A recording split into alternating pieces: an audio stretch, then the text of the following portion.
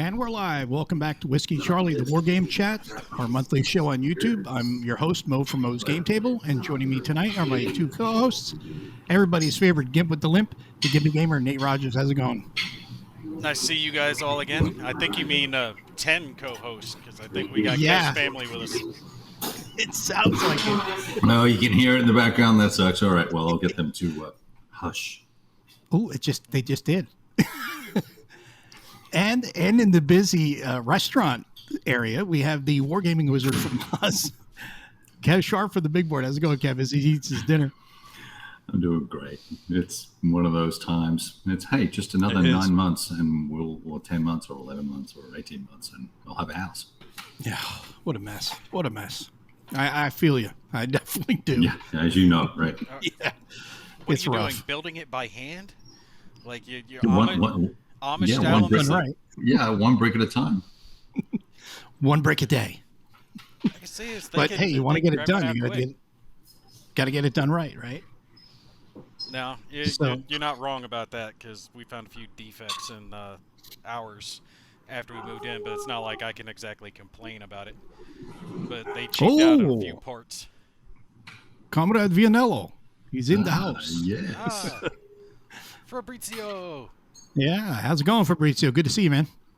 And good to see all of you as well. We'll just give you a quick little, not the whole rundown, but we almost didn't have a show tonight. So if anybody saw Kev's notice that the show was canceled, that was not a fake thing. That was real, because I ran into a little crisis at work, but was able to sidestep that a little bit, and we'll deal with the rest of it tomorrow. But that was almost the end of the show right there before we even got started. That's just the way it goes. And you may hear my dog barking in the back because I don't have the same sound or the room that I had prior in the other house, because we're in the little R house now. So just like Kev's situation, you'll hear. See, you two are at the same point in life where you're kind of toning down, moving to smaller places, and I'm at I don't want to move that to a smaller earlier. place. Well, I told you we could have got the warehouse. We could have shoved the wives and the kids off somewhere else. Y'all Yeah. didn't want to do that idea. Well, it wasn't me. It was. No one talked to me about a warehouse. I'd live in a warehouse with you too. Yeah, We're going to have to build one down in Kerrville. That's what it is. We could do that. We're gonna have to- We can we're make gonna have to that build. happen. As long as we put all the women in one building, right? Yeah, I had put the. I swear, I thought I had put it in the open chat. I might have put it in a text message, but I told Mo the idea was we get a big warehouse full of just all the games and the tables, lights, everything we need, and then we just have a big house. We put all the wives and the kids in that and make them their own problem. The wives can take care of each other, and then we just Well, step here's in the to have thing. dinner. You're the only one that has kids, so that doesn't sound like a very good deal to me. I did that all that shit already. Look, I No just thanks. saw one hugging you. That appeared to be your son. He's 22, dude. That's still a kid. So here's what we're going to do. We're going to have the Whiskey Charlie Wargamers compound. We're going to have Whiskey Charlie Con. We can do that. That can happen. So I know that you are eating, so I'm not going to go right to you right now. But what have you been up to, Nate? Well, actually, I've been really busy. Let me go down the list. I just finished off doing the example play I put up this morning for Vulcan Simulations, Donnerschlag, which I liked, but I got flack because I compared it to Enemy Action Ardennes, which, thinking about it afterwards, probably wasn't the best comparison, but it did operate off of a card play mechanic, activating different sections of units, which I liked. And the problem with it is it didn't have a specifically solitaire component, right? It's just straight heads up, and you're doing it that way, and people are giving me grief over it. But if you like Enemy Action Ardennes and you want something that is much simpler and easier to get to the table, that one's a good one to go with. And did you guys just leave, or should I continue? Is this Oh, I the just Gimpy had to show? go reach for something because I was going to say, while you were doing that, I can't see if it shows up. The camera will pick it up. Oh, the Frozen Inferno. Freezing Inferno. Yeah. Yeah, I'll be doing that one. At the prototype. Okay. So I know you'll be doing that one. I just did that. I got the point blank one up that Dave asked me to do, showing the solitaire component of that. And the Blood Red Sky stuff, I just started filming. And I finally learned how to do decals. I'd never done decals before, but someone commented. and sent me a link on a real good example of how to do decals. So I was very excited. I finally did them, and they didn't come out like crap. So the planes look good, and I just started filming that actually earlier today before we were doing all this. So I'll have that up soon, and I have a interview this weekend. I don't know if you've heard about this because I just recently stumbled across it myself. A game called Code Atlas. Have you heard of that one? Oh, is that the big global game? Yes. Yeah, yeah. I saw that and I was like, "Oh, that sounds really cool." Well, I ended up talking to the designers of it, and thankfully, one of the subscribers was in the chat as well, or in the Facebook group, and he talked me up a little bit. So the designers are like, okay, yeah, and they arranged a interview that I'm going to do with them this weekend, and we're going to just kind of go over the basics, show the game a little bit, kind of Mhm. give it some publicity, but it's in the alpha stage right now. Alpha stage, yeah. Yeah, it's not any playthroughs or anything like that coming up, but just a hey, look at this, looks kind of cool, modern Cool. day Axis and Allies, but a lot deeper, a lot more diplomacy involved, stuff like that, and not just smash your units against each other and roll your dice and hope for the best type thing. But it Yeah, looks cool. yeah. It does. It really does. And it looks like it's got a lot of aspects to it that would make it for, I don't know how solitaire friendly it would be. I don't think it would be very solitaire friendly, but it looks like it would be a great game for a group of people, either at a whole day at a game, at a game store or at a convention. It just looks like a really interesting, involved game that a lot of people would be together would have a really good time with. Have you seen, there's a similar one, I believe it's called Global War. Is that am I right? Global War 1985? That one? Yeah, 1985, 2022, and then I think they got a 1936 version. Yep. And I eyeballed that. It looks like kind of like that, except a little more in depth. But my problem with Global War. Answer it. Can you hear me now? My problem with the Global War one is the fact that, and I hate to say this because I think they're doing small-time manufacturing, and they're probably doing a lot of it in-house, and that's why their costs are so much, but the costs for the game are so high. You're looking at like $300 for this game. Yeah. And it's not a cheap game.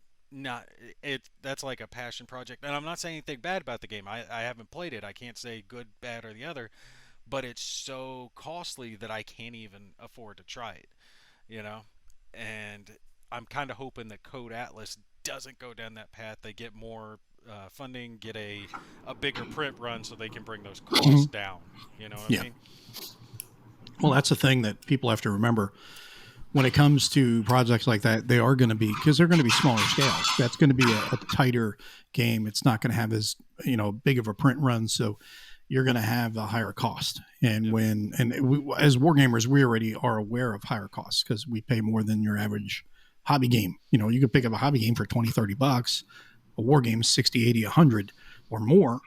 But it's economies of scale when you're making a print run of 1,000, 1,500, 2,000, whatever, versus 25,000 or 50,000. That all adds up. Yeah. But I was talking to you. I'm sorry. Can you go ahead? No, I was just gonna say I think that Global War is doing like very, very small print runs because I saw they just got in a new batch and it says they've got like 15 available. So it looks like they're doing 20, 40 copies of the game at a time, probably based on how much they sell, and then they order that many. But that's why the cost is so high. Yeah. Go ahead, Cav, you were going to say? Yeah, no, I was just thinking because I had spoken to a company out of Europe and one in Australia. And the one in Australia I am going to do a follow-up on and do an interview. But the European guys, they're looking to charge $325 for the game. And the way they're marketing it is if you like or comment on their Board Game Geek page, the dude sends you a private message. Hey, you want to buy a copy? It's only $325. And I had this conversation with him, and I was trying to be nice and say, hey, look, have you spoken to Vento Nuovo or to Fabrizio or any of these other companies and see where they print, and maybe you could get a pre-order done. He goes, all those companies don't do it right, don't do it well enough. And I was like, okay, so thank you very much for your time. Have a nice day. Yeah. And I They wasn't. don't know. They don't know what I know. How many games have you published? This will be my first. Yeah, right, Okay. right. But the guys in Australia, they're doing. Theirs are expensive as well, but it's a Gallipoli battle, and I think it'll be really interesting. But they're doing it like you're saying, Gimpy, in small batches. And part of me wants to say, like, if you believe in your game, like Fabrizio believes in his games, right? And so he goes and writes a check, gets the game printed, and then collects the money, right? Yeah, makes sense. Fabrizio's games are good. Well, there's that. Yeah, but there was always 1985 but under an iron sky. But we didn't know that the first game was going to be good, right? But I guess my point there was, you do a pre-order or do a Kickstarter or whatever the case may be, and eat the 30% fees with Kickstarter and all that sort of stuff, and get yourself established, and then you can come back and do another one and make 500 copies, and then you can sell more, right? I don't know. Yeah. Then you can work on the vanity projects or something like that afterwards. Right. Yeah, isn't or that just game go to a publisher. World in Flames? Isn't that made in Australia as well? Yeah, it is. Yeah. Yeah, that was one of the things that's kind of held me back from trying that. I love the big global games, and I was like, oh yeah, let's take a look, see if I can find the most recent, because they've got like 10 versions of it. And I was like, all right, let's find it, and it was something like $400 or some shit, and I was like, yeah. So let's see if this will show up on camera, right? That's Freezing Inferno.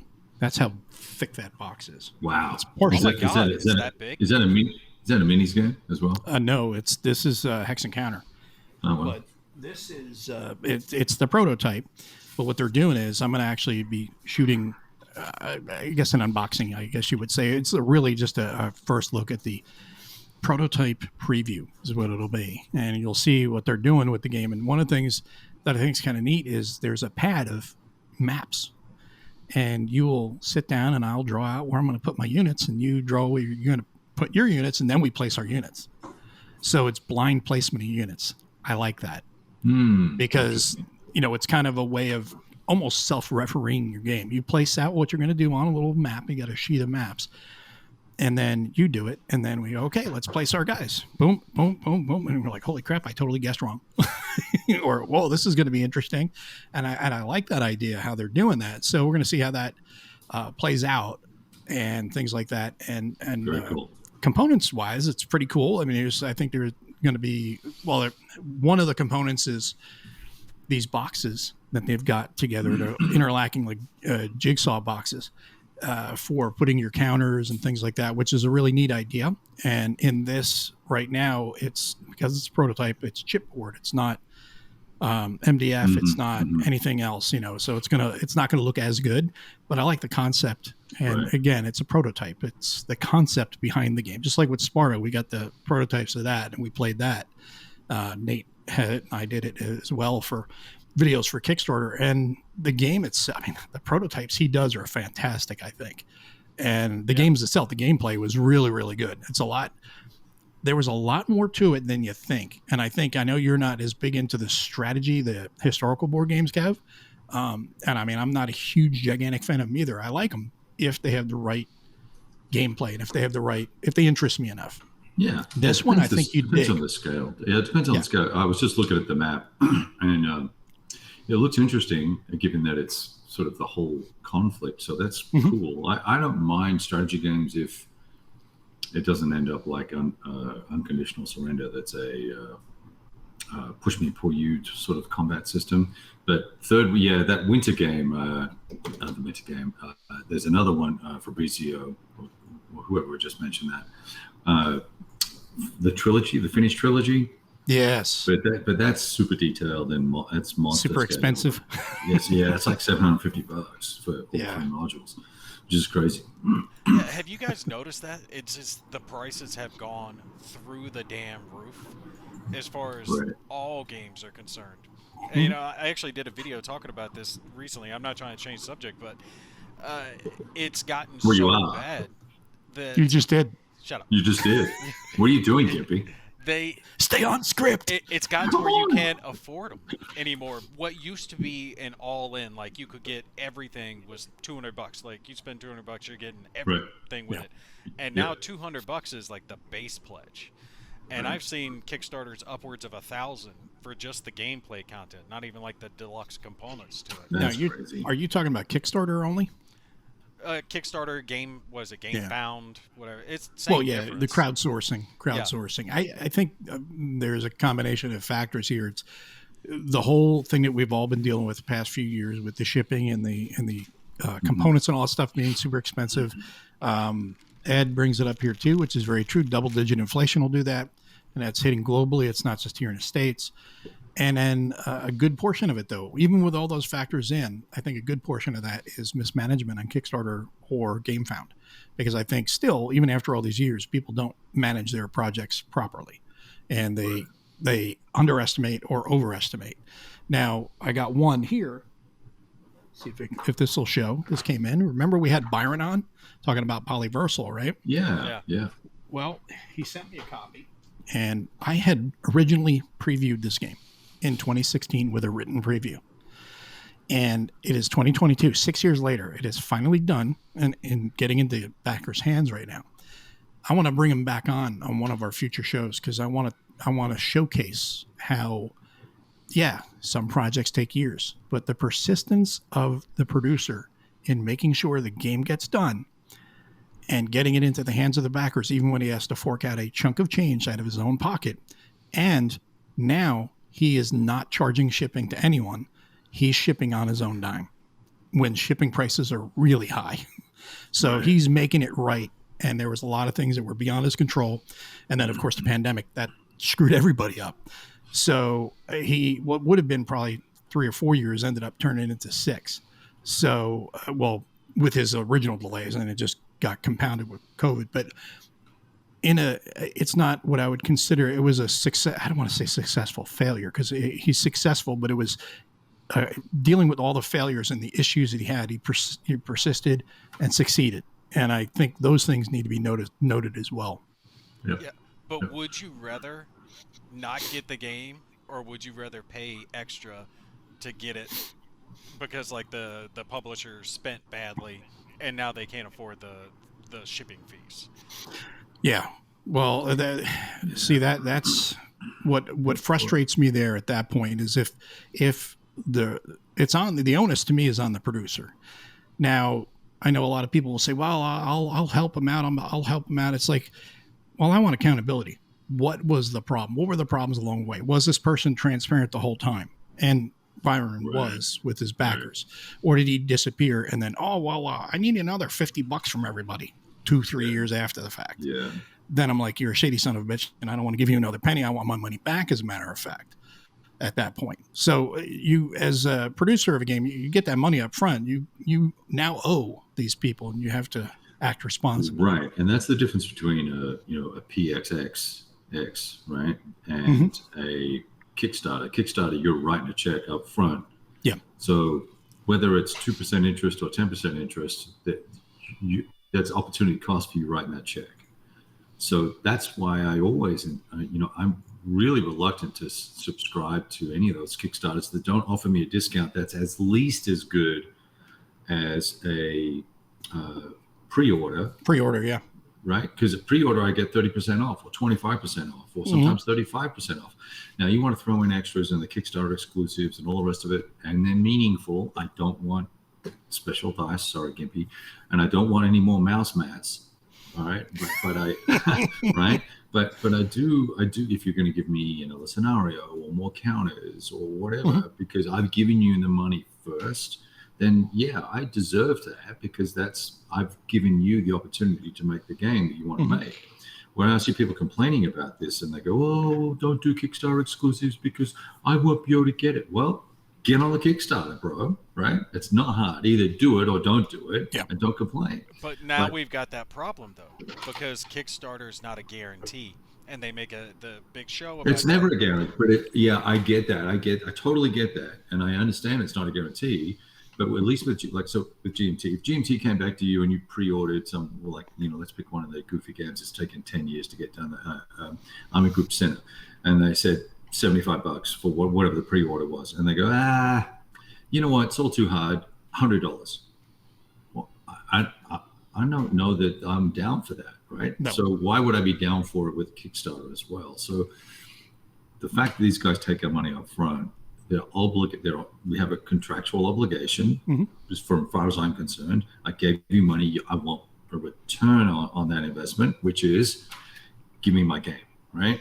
As described. And if we need to sort it out, that's fine, like on the margins, but don't be pulling shady shit by asking me for like 30% extra. See, well, to your point, just one little thing. Sorry to cut you off, Nate. I just wanted to spin off something that Kevin just said. Had said if Army Group Center came in, it was $75. Now we want $100. Well, GMT has done something similar to that, but in the opposite way with Mr. President. They're saying it was $52 or something like that. Yeah. They're saying it was going to be $100, but they kept the pre-order price at $52, which is the proper way to do things because they're going to get it in distribution anyway. But it's the proper way to do things, and they haven't even taken money up front. They just take a commitment. So, well, my problem with GMT is their P500 system. I want the P500 to always be the cheapest. And if I order something on P500 and then I see that I would have got the exact same thing for cheaper by waiting and buying it on Miniature Market, that's when I'm pissed off. Are you just catching on to that? Fair enough. No, I've said this benefit before. the P500 is getting it earlier because you get it a month not, earlier. Yeah, it's not even a month. If you can wait on it, get it a minute. You're talking 2 weeks at best. It depends who you are. If you're me, you're the last person to get it as a blogger or a YouTuber. So it's 2 days. Yeah. Yes. But that's a really good point, Gimpy, right? No, the situation, why am I paying less somewhere else? Exactly.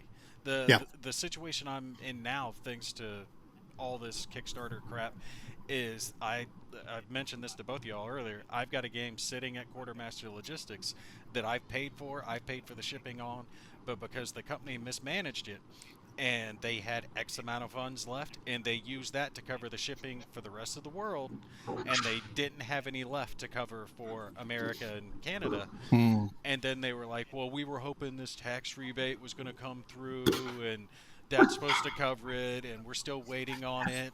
So how is that your problem? Exactly. Put on your big boy pants. Yeah. So ask for your money back and say buy once, right? Yeah. Yes. So with GMT and that whole like the annual sale and all that sort of stuff, that can be a challenge. But sweet girl. She wants to stay with Daddy. But he has that effect on women. Yeah, really. So hot. The good news is that with all of the train games and Euro games and historical games that aren't war games coming out with GMT, that's going to fund all of this stuff. So I don't really feel obligated to P500 war games anymore. There's always going to be that core that will do it. I'm going to wait for it on a discount, right? Because I certainly don't get it soon enough for me to care to pay the premium, right? Because I have a couple of games, so I'm okay to wait. One or two. Well, the premium's not even that much. I mean, ultimately it comes out to $15 or $20 usually, so it's not a huge amount. Multiply that by 10 titles, bro. Yeah. No, I don't disagree. I just think that they should price it in such a way, tell the distributors, middlemen, whoever, like, look, our P500 sells for this, so your retail price has to be at least that or higher. You think they're Simon? Or what's the other one? The big monster that bought everybody. Asmodee? Asmodee. That's where they have that map price where they have you cannot sell below this, and they can't have an advertised price below that. Then they give them a certain couple times a year where they're allowed to go below that for their sales, and then they can't advertise it on their site. It might be like Star Wars Rebellion. Say it normally retails at $90. Well, the lowest they can sell it on average is like say 80. Well, for this special price, they can release map and they might be able to knock it down to 65 or something like that, or 55. But you can't advertise that. You got to click buy it, put it into your cart, then you see the price. Oh, because they can't advertise it for everybody to see. I've always wondered why a handful of games did that. I was like, I don't want to jam it in the damn cart. Just put the freaking. Because they're forced. Because they're forced by Asmodee to do that. That's not their choice. They're forced. So but Asmodee's a behemoth. GMT's not. Right. They're a very small fish in a big sea when it comes to comparing them to something like Asmodee. All war game companies are from Asmodee. They're like Fine. a pebble Yeah. of sand Yeah. in comparison to them. So they can get away with that because they just have a huge amount of product, and they bought up like every company. So Well, see, that's the thing is they bought into Fantasy Flight Games, and they didn't they really. also buy a miniature market? I don't know if they did, but I wouldn't be surprised. What Yeah. really pissed me off is that when it came to X-Wing, the skirmish space fighter game, that the second edition of that game had an app as a requirement. You had to have the app for things to be done. And the app is how you get the point structure and all this other crap. And Asmodee buys it out, and they suddenly stop supporting the app. They're like, Yeah. nope, we're just not going to support it anymore. The Wow. iteration that it's at is what it is. So now there's user-made mods, apps out there you can use, but those are free source that you can just hope that they're going to work, which actually they work better than the app anyway. But how do you buy a game that has an app required for it to be used and then don't U-boat. support the app? I mean, That's why you don't buy app support or app games like that. And you're the 'Cause you're gonna biggest, and they're the biggest, and they don't care. So Yeah. And And the only way to X-Wing fix was the that- biggest miniatures game. It was the biggest miniatures game in the world. It actually beat out 40K at one point in time. But the only way to do that, the only way to fix that, and no one will do it, or very few will do it, is just say, okay, fine, you lost my business permanently. I'm not going to ever do business with you again. I'm the type of person that will do that if a company pisses me off. And there's been a few that have pissed me off. Just I know general stuff. Just general stuff that I'm just like, I will never do business with you under any circumstances. And that's that. And if people did that with these companies, they would realize they hold the power, not the company, but no one does. And they'll say, oh, I hate those guys. Oh, they have a new game. I'm going to buy it. Yeah. You're a drone. That Think damn- with your brain, vote with your wallet. That damn Compass games, man, they're horrible. Terrible, Horrible I out tell you. there. So horrible putting out those games that we all keep buying. Terrible. And you were just talking about Enemy Action Ardennes before when you were comparing Donnerschlag to that. Vaguely, just in the ballpark. Yeah, they both have a board with counters on it, And they have there's cards. And this thing with cards, it's great, and it's just the same. There are similar Oh, mechanics. don't start! Don't start! Similar Hey, Chad. mechanics. It had a feel, right? It's like, look, there's a big difference between a B cup and a D cup, but they both feel similar. One might be a little better than the other. Work with me Might on be. this. I'm trying to eat here. What, you can't think about boobs and eat at the same time? I mean, I'm a one-track kind of guy. yeah. So the thing about it is, those app games are just that is something that it's gimmicky. It can be really cool, but I think to be successful, what they need to do is, if you're going to have an app assisted or app based game, you have to commit to 2 years or 3 years or whatever of supporting the application, and after that, say we're going to support this we're going to commit to supporting this for 2 years, 3 years, whatever. After that, we're going to make the app open source for the community to do with as they Let please. people know that up front. Yes. Yeah. Yes. And then people will be more likely to buy it because, okay, I can still play the game and someone else can fix it, afterwards or add more stuff to it or whatever. Otherwise, the game's just going to be dead in the water. Well, look. While we're all talking about apps, don't forget this leading the way. The best war game of 2021 was it 2021, U-boat. 2020. I forget. U-boat. Classic war game. I actually still like the App-driven. game, but I know you don't. And to answer you, John, yes, they did send It's me a not a war copy game. of Kharkov.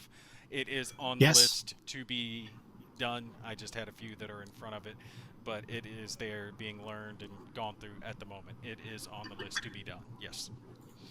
And Joe, we're so happy that you are only a one TV house that we're on, and we can keep you busy because the Bachelorette finale's on, and I guess the Bachelorette's one of those That reality show's still shows. on. I don't watch reality shows. It's not So reality. does that mean that we're second in line after the Bachelorette? in terms of popularity. We're the bachelors, Yeah, the war game bachelors. I doubt we would ever be on The Bachelor. We are not that type. So Jay says he liked the video in spite of the fact that Gimpy's on. Oh, hi, Gimpy. Yeah, it's this itch right there, right in my eye. Well, we got a saucy crowd tonight. Yeah, everybody's salty. So Greg says that he told them to send you one. I think I think Greg won that. Was it Greg that won that and had sent to you No. during the town hall? What it was is I was giving John Krantz hell. I was like, if there's ever a time for you to draw my name when it comes begging. to a giveaway. Oh, yeah. I've been talking that game up for a while. And John was like, yeah, Begging. I'll cover this one. We'll send it to you. And I was like, sweet. You know, very, very, very much happy to get that one. Wow, it just goes to show that excessive amounts of sucking up work. Hey, Begging. part of the whole reason I started doing all this work in the first place was to make the hobby cost neutral, which I'm very glad I did because I couldn't afford a war game now without it, with all the way the costs have gone up. It's definitely expensive. Anybody played Heroes of Normandy? I've never played it. Is that Good the game. you're talking Cartoon about the one? one by Devil? Is it Devil Pig? Devil Pig Games, yeah. Yeah. Yeah. I did not play it yet, but I did back their most recent Kickstarter because I've always It's a wanted good to play game. that one. Pretty Hey, light. Kabuki, and I don't get a hello. I get one here for Gimpy. We get one here for Kev, none for me. Well, thanks, Kabuki. Appreciate that. Well, you're included in chat.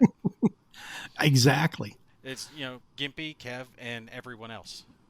You're part of everyone Bachelors else. of Wargaming. I agree with you, Jay. That is definitely the proper response. So, as Greg said, he told Bill to send yours, send you his because he already did have a copy. So I was correct. So your begging actually worked with Greg. Muchas gracias. So now you that was need my to- crucial one. Make sure you buy all of Greg's games. Oh, I've already got his on pre-order. I've got like 2 or 3 of his on Yeah, pre-order. how many games does Greg have on pre-order right now? Can we Well, he's find got- that out, Greg? Yeah, we need I to know with because he's got the Belize, Belize game, and then Tank Ace. no, that's Greg Smith, Is it? That's Greg's knucklehead. It's a Greg Greg. Blanchett. 6 Greg one half, Blanchett. half into the same difference. Smack yourself upside the head. Re-scramble the brains. They're already But scrambled. oh, there's Andrew. Hey. Oh, I did not see. I'm sorry, Kabuki. I missed that. That's my fault. But yeah, no, he's got the Belize game, and then he's got Kharkov Battles, Fall Blau, because I think they're both on reprint. I've got Fall Black. Right. And then what other ones? We'll see what else he's got when he posts it up here that he's got on Yeah, pre-order. just curious. Yeah, Kharkov Battles is on my list. I just haven't gotten it yet. So now everyone's making sure to say hi to me. Well, you just Jay, I guess if I acting all have to. sad over there. Well, hey, you beg for games, I beg for love. That's right. The song of it series. Kev, you got to beg for something now. No. Hey, John's here. Well, he got what he well- needed. Peace and quiet. Yeah. Exactly. And 6 actuals in the house. Welcome aboard. So now Kev went on a little trip, and being that it's quiet, now's the time to ask him about his trip because I think everyone is going to enjoy this and he can tell everybody to shut up at home, right? Well, I think my wife is studying. So, Oh, and my son is out of the house, back in his own place. He comes over and freeloads for food and then leaves. And I won't continue eating. So how's that? there you go. So yeah, we had a really cool trip to Annapolis and to Antietam. So we had a disastrous travel day, but that $297. He couldn't make it $3. Oh, So we thanks, could all John. get Appreciate that. That's the cut. Yeah. Yeah. 6. Well, is 1% it? off the That's top. funny. Yeah. They keep asking me to verify my address before I can do anything, and I apparently that was sent to me in the mail 10 years ago, and I never got it. So I can't take money from anybody. We went to Antietam, so that was pretty interesting. I've never been to that battlefield before. Much smaller than Gettysburg. Was pretty impressive. I think I posted a few photographs and stuff online. It took us about 4 hours, 4.5 hours to go through the whole sort of thing. And we had the little audio. They have a fantastic set of digital services for audio clips and YouTube clips, and a little app that kind of is a really nice guided tour. So it's got me focused and motivated to get Lutman's Antietam version out. I know it's not necessarily, he may not necessarily have done that particular module, but I've got that here somewhere. I'm going to try and find, I was looking for it earlier before we got on, actually. And then, so we did that.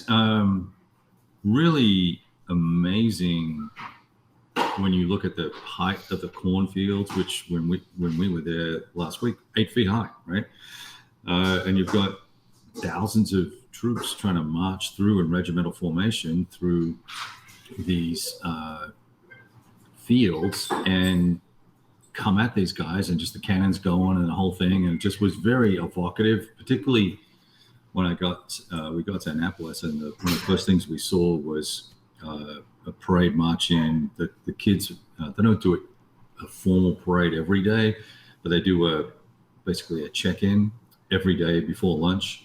So they have a formation check-in, and all these midshipmen form up by company and march in, and then you see them in basically, broad column formation by company marching in. And I took some photographs. There was a parade as well at some point. I took some photographs of them in their dress blues. Just so it was very visceral to me to see them with their rifles at port arms and all that sort of stuff, and marching, and then trying to imagine that in the cornfields and coming across open ground. It was pretty impactful. So the Annapolis trip was really, really fascinating. My nephew's a student there, and we had this old rundown funny guy, taking us on a tour, and someone asked him, there was 3 or 4 of us in the group, and someone asked him what rank he retired out at. Oh, he was just a 1-star rear admiral, right? So you wouldn't have known it by talking to him. Super low-key, very casual guy. He was a P-3 Orion pilot in the Mediterranean. Interesting sidebar was that he said that when he was tracking U.S. subs, he could track them as long as they wanted him to, and he can track a Russian nuclear sub whenever he wanted to. Which I don't know if that's propaganda or not, but I found that insightful. That back in the 80s, and he finished up service in the 90s, I believe. But in the 80s, we were all over that nonsense and able to keep track of where they were. And I was also told that, and this is a legend, so I don't know if it's true or not, that once a year, the U.S. Navy sends some level of sort of decayed data of where all their subs are at a point in time to the Russians as a goodwill gesture, just to say, hey, by the way, we were here at this date at this time. Yeah. So I don't know if that's true or not, but that's what I heard. So I got to go into all the rooms for the guys and the guys and the girls. Lots of female officers, which was really, and leaders, which was really good to see. So it's like 30% of the 35%. Is that right? No, nearly 50% of the leadership roles were filled by women, and they only constitute 30% of the student body, the midshipman body. So I thought that was interesting. All whip smart, and it made me feel a lot more comfortable about the Navy, given all the bad stuff I've been reading in the last 24 months about what's going on there. So it was great. I got to eat well, and was hosted by some family friends who's it's their son. So it was very, very cool. That is cool. That sounds great. And, I'd love to see what some of that decayed data is. Hey, we were in Polyarny in 1984. Yeah, you can just imagine. Yeah, you can just imagine, right? So it's pretty cool. And just, just all the history that's there, just even the architecture and the memorial halls, and, who would sponsor. There's a lot of private sponsorship that goes into the Navy, which I didn't realize as well. So McCain, no, not McCain. What's his name? Who ran EDS? Ross Perot paid for this massive extension of one of the primary halls there to put a sort of second mezzanine level in, and all this very interesting stuff. And he didn't want his name on anything. He paid for one of the halls, and so his two classmates. That's the name of the hall. Is his two classmates, right? So he didn't have it named after himself. Right? So just that's cool. Yeah, super interesting, and a lot of historical fact, and gorgeous area. Gosh, fantastic. I want to see the Navy go big time with that. Have like Budweiser on the side of a ship, something like that. Bunch of little NASCAR looking stickers. I was going to say, well, that'd be like cool. NASCAR. Yeah. Yeah. All the midshipmen have like like Holly Haynes, what do they call that? Like ski gear logos and McDonald's on the back. Oh man! And then before you take off, everyone's quiet. Everything's just sitting out there in the bay. And sailors, start your engines. Right. And then they take off. Well, that happens every time when they get shore leave. Just depending on where they're parking that ship. That was the one thing I never got to experience. I never got on ship when I was in the Marines. So it's a trip. Were you on ship? You were stationed in the fleet? Yeah, I was. Well, yeah. I mean, we're all in the fleet. Well, you know what I mean, like fleet. Yeah. When I was out, I actually lucked out. I was in Okinawa and I got screwed, but I ended up getting the better end of the deal because I was a boot. So we just went over Okinawa for our first deployment. And they were like, "Oh yeah, hey, we got to put somebody on mess duty." Guess you got it. Yeah. That sucked for 34 days, and everyone's like, "We're going to Korea." Well, they went to Korea for one of the operations, and when they were over there, they got hit real bad with hemorrhagic fever. There was a lot of people getting that because logistics got screwed up. They put them in a warehouse in the evening. They just racked everybody out there. Because there was bad weather and all this other stuff that was going on. Logistics went wild. Well, there's a bunch of rats in here and a bunch of crap, and guys started getting sick, and a few guys got real bad to where they had to be airlifted out. And I was just back home unawares of it. And then they come back and were like, "Oh, it was a terrible trip, terrible op." And I was like, "Oh, okay, maybe mess duty didn't suck that bad." So like a week later, like, "Hey, we have a billet open for a Liberty float. Fitz, you didn't go to Korea, so you're going on the Liberty float." So I spent Christmas in Hong Kong and New Year's in the Philippines. Nice. Not a bad deal. That's a nice way to ring in the new year. So they were like, "You son of a..." I was like, "Hey, dude, who sucked it up for 34 days on mess duty?" I did, so I earned this. So I got, and it was cool because this was before China took it back, Hong Kong. So it was still a British Commonwealth, and at that point, it was. The British Navy was there. The British military was there. Met up with a bunch of British guys. They were just awesome people. Loved to sing, loved to drink, loved to play darts, and learned how to shoot darts from them. And then went to the Philippines, and we were in Subic, and that was a great place. And yeah, Ken, I missed you. You weren't there. It's a little ongoing joke I've got with John Sy. Yeah, that's what he's saying. He could have war gamed when I was there. But unfortunately, no, I didn't know you were there at the time. So, but yeah, it was a good time. But it was great. A long time ago. That would have been like 40, 50 years ago, wouldn't it? That was actually that was just after the armistice was signed. So it was 1919.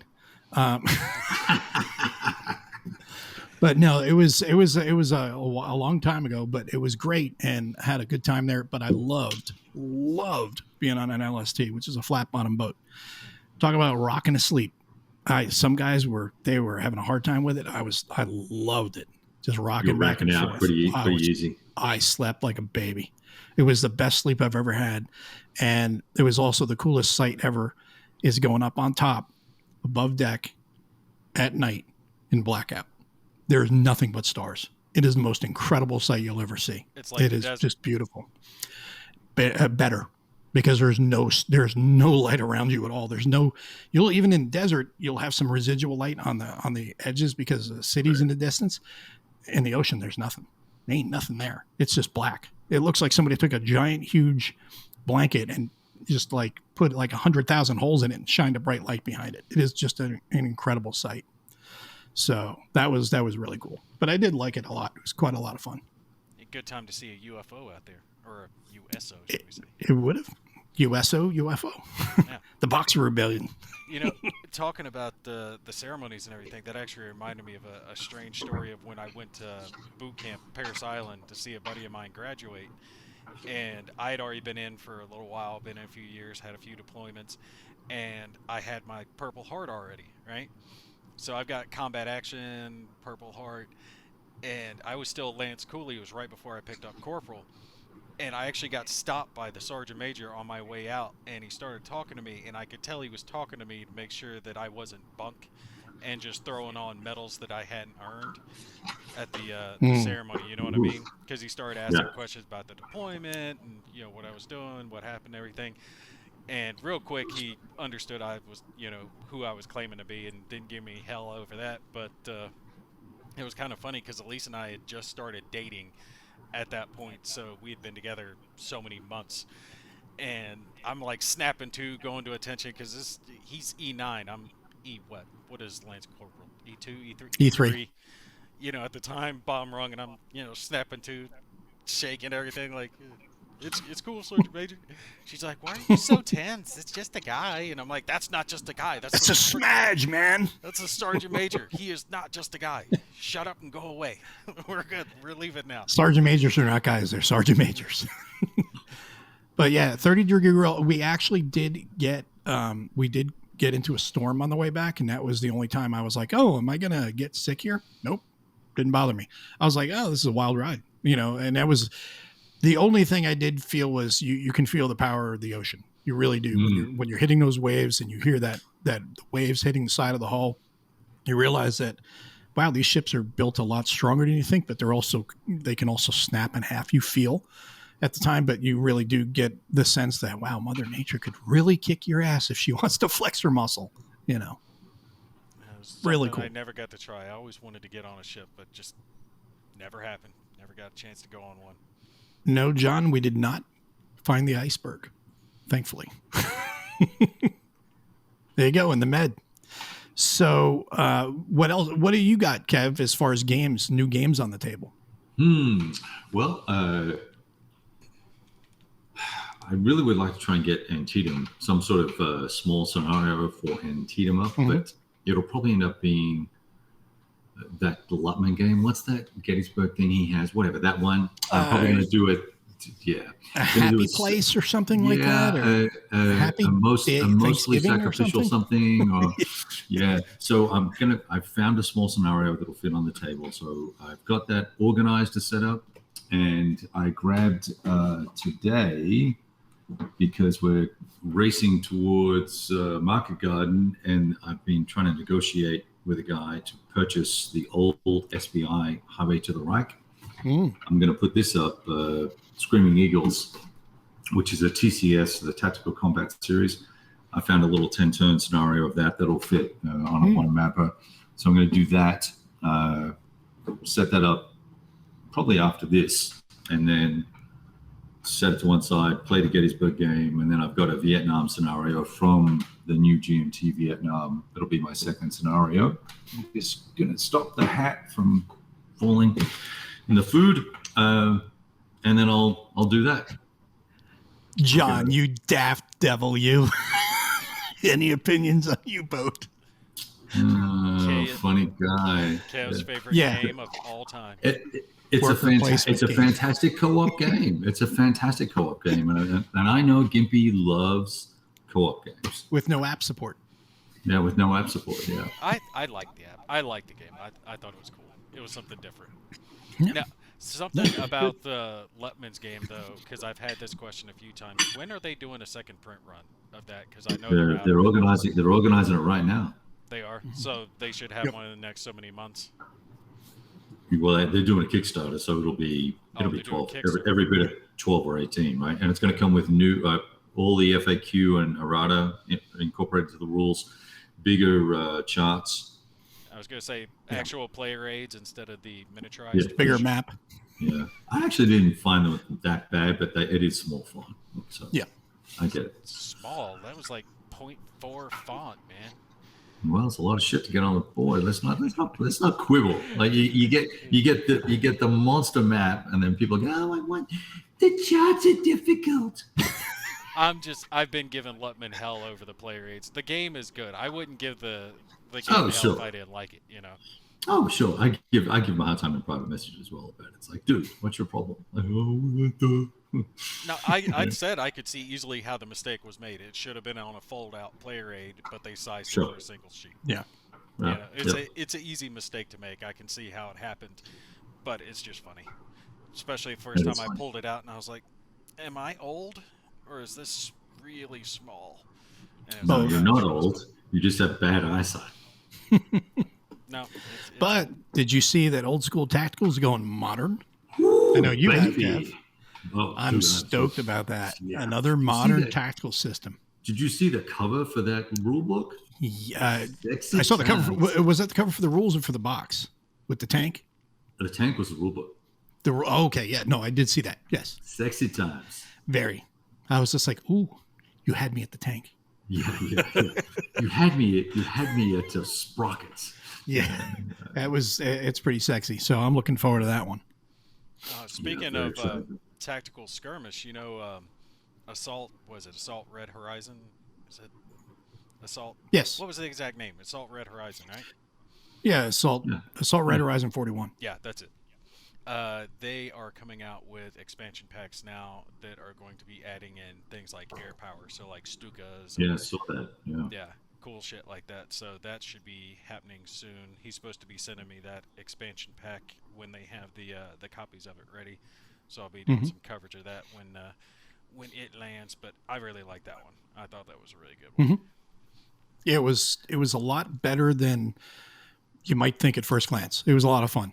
I really enjoyed it, and there's a lot more game to it than you think. You say, oh, you're just going to push it around these cute little counters and shoot each other. No, there's a lot of tactical considerations taken into account, and I like that. It was surprising, and the components were just amazing. Got to give them credit on those. Outstanding. I need to get some more time on that, but it's in storage, so it's going to be a while. I'm telling you, the best thing about that, and I've talked it up all the time, is the way the order of battle works with the cards. I really liked how they did that. You know, something different, and especially for like solitaire play, you can just shuffle up the cards if you're supposed to have, you know, a couple of infantry and a tank, shuffle them up, draw the cards out, and find out what the enemy's going to be.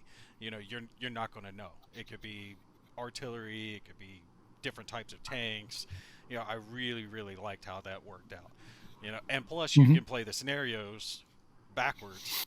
You know, flip the sides. Flip sides. Yeah. And it changes the game up again. You know, who's on offense and defense and all that good stuff. So you are right. There's a shitload of gameplay in the box. Oh yeah, you get a lot. And for anyone who's been considering the game, I will just say this: if you've been considering the game, it looks like it's interesting, but you think it's really thin tactically or something like that. No, it's. I'm not saying it's not ASL.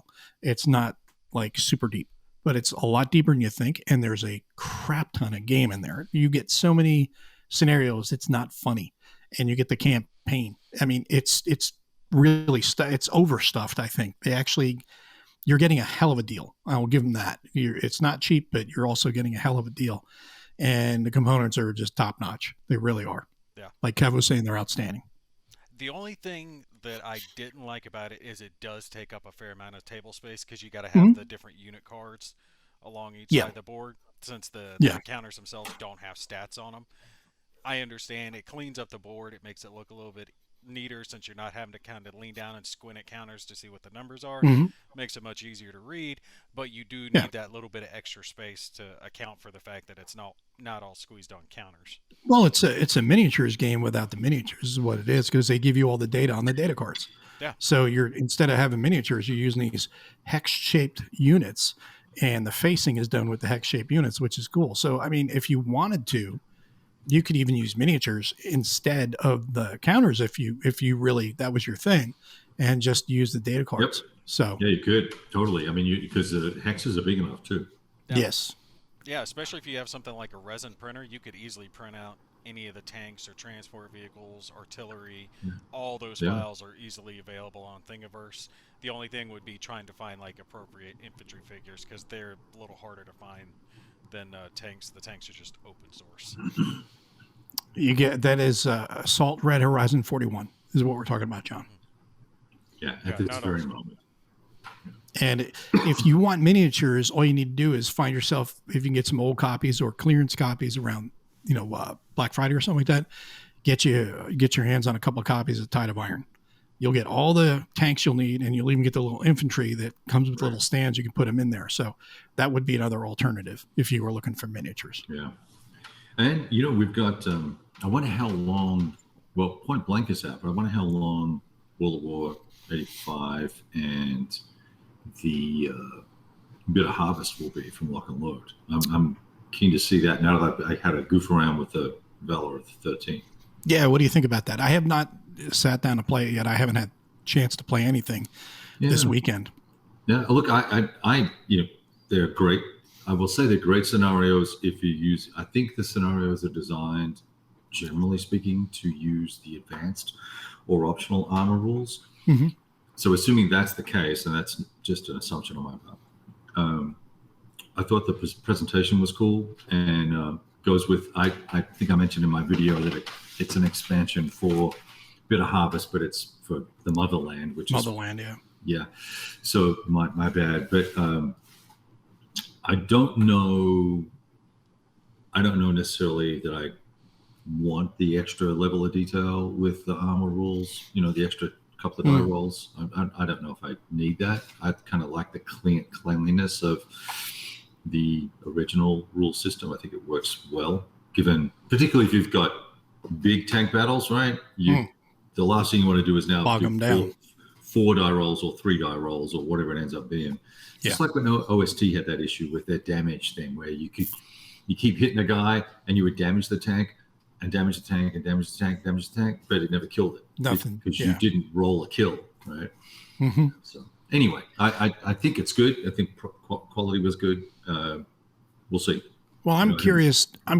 Like after playing around with it, with that barrel destroyed, the turret destroyed, turret damage or whatever, did that really make any difference or not? Well,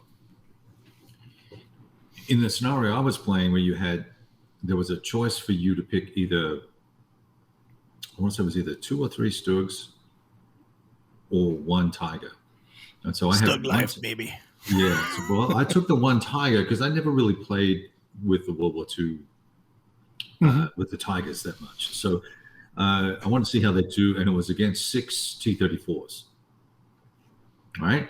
So now with that incremental thing, I kept getting, I could get a barrel damage. Okay, so that's cool. So the dude can't shoot. But if I get a mobility kill, it made it a lot harder for a single tank that is clearly superior to the T-34 short. I think they were short barrel guys that 75 millimeter, 76, 76, whatever they are. Yeah.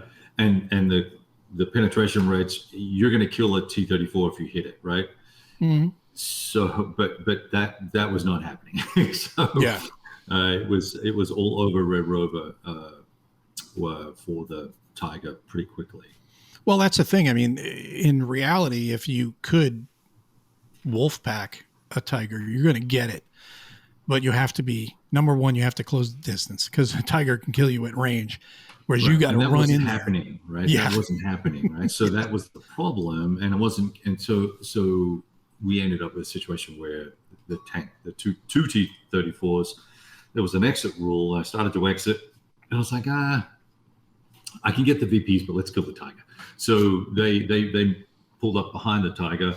Tiger had shot its 1 shot, which as the more I learn about tank warfare, I think, this whole concept of 1 shot a turn is just kind of flawed. Doesn't work. Because and you're a tank, you're an actual tanker, right? So you guys can shoot shit like the yin yang pretty damn quickly and move from target to target and be pretty precise and pretty effective if you're well trained, right? So this whole, I shot 1, and I know it's not 1 round. I get it. It's 1 effective round, but you're having that that sort of suspends the belief for me. Anyway. Well, yeah, that's part of the thing with tactical gaming that is problematic because okay, I've got my infantry squad. Brop. Okay, that's the end of my turn. Right. In reality, it'd be Right. like you're going to lay down your base of fire. You're going to have a Right. maneuver element and everything. Same thing with tanks. You're going to have repetitive shots. The only game that seems to have solved that so far is Last 100 Yards because everything happens all at once and then you resolve, Right. which I think is a really It's ingenious. really pretty. Yeah, that Yes. works really well. Yeah. Yeah, it's real ingenious to do that because then you're like, as you're doing it, you can't sit there and math it out. I mean, I guess you could with enough experience. You could kind of go, well, you're going to take longer to get through your turn. Instead, you're playing it as you go. You're Yep. going by the seat of your pants, and you're thinking at the same time. But Yep. it's almost like it's happening in real time. And then you're like, okay, freeze. Now we're going to see who dies and who lives. Which I think is really cool. which is kind of cool.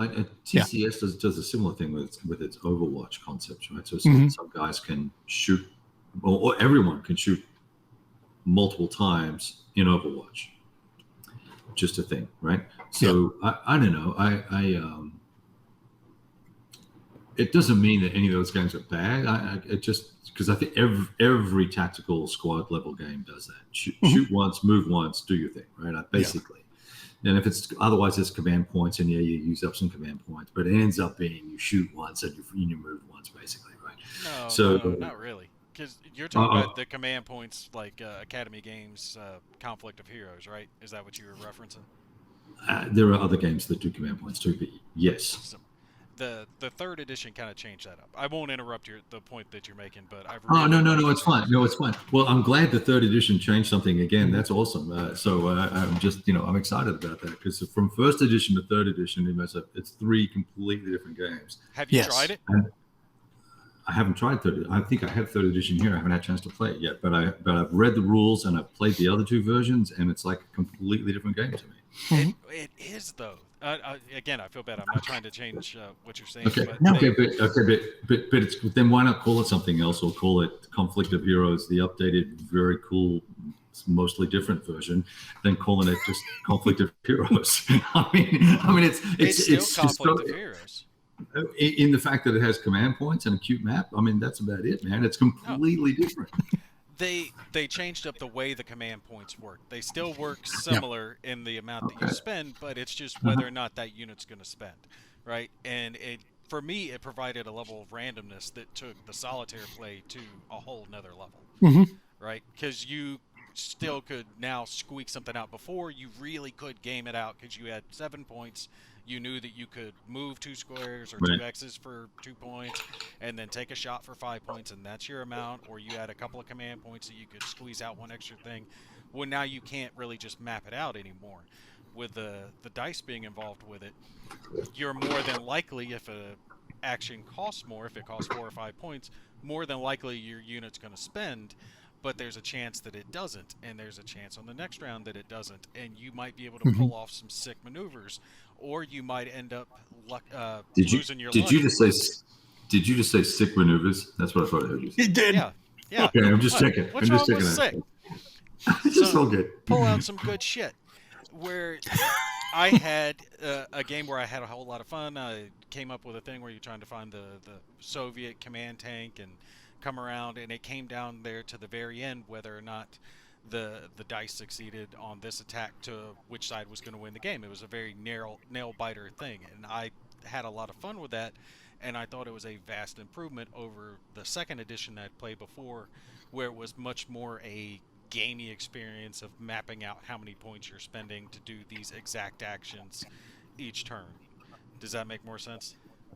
Yeah, it's more deterministic in the old way. It's more like a hero. Sure, I get it. And just by the by, not to change topics again, but for John Longshore, there is an upgrade kit for a most fearful sacrifice. So yeah, and in fact, Andrew said that. Yeah, I didn't mention that in the comments. So, well, the other thing too, one of the things you brought up is one of the ways I think tactical games could deal with this one tank round a turn thing is to throw out rounds altogether, throw out turns, just play to the completion. And that again goes to last 100 yards where they have that time mechanism at the end of the turn, how much time has passed.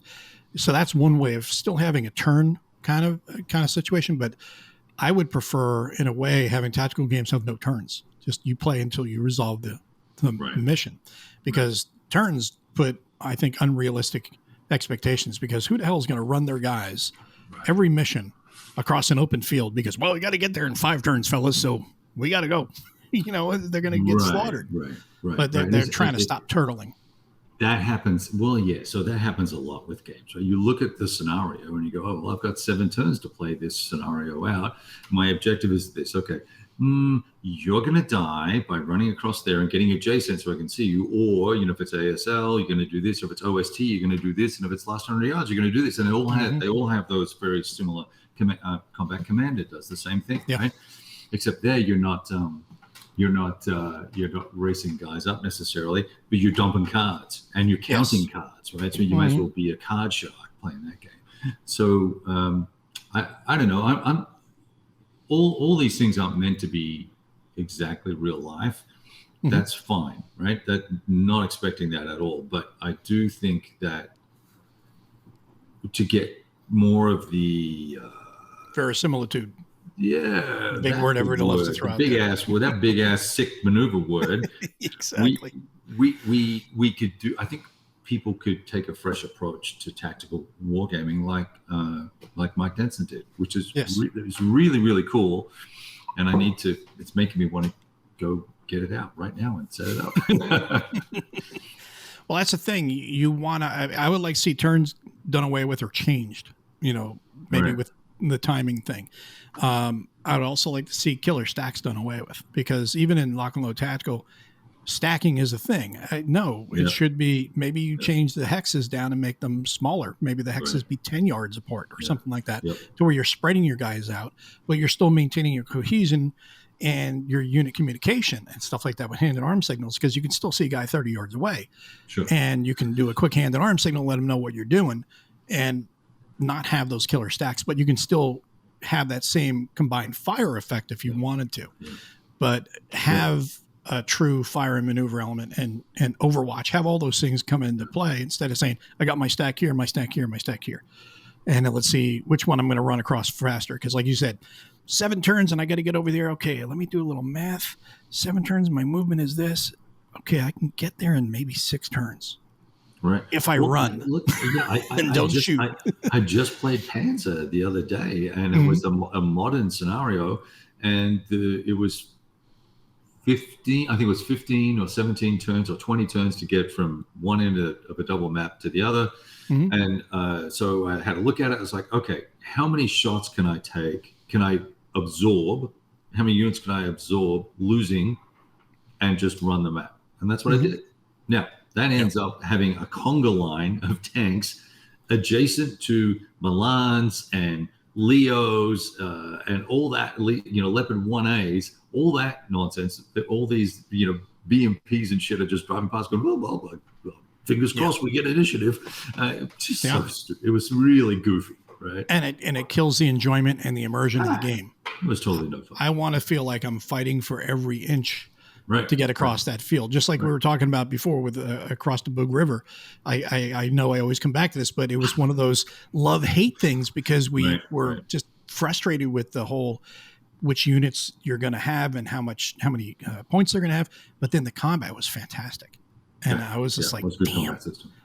Because you feel like you're really just in a slugfest, And going back to what Nate was saying, I think it's great to see that they've evolved the Conflict of Heroes system from version 1 all the way to version 3, and they've improved each time. It's not like they made a change just for the hell of it, and that really wasn't that good. No, they've evolved it each time, which is great. I appreciate that it's evolved. It's just that it's frustrating having come from the original and then reading the second version and goofing around with a little bit.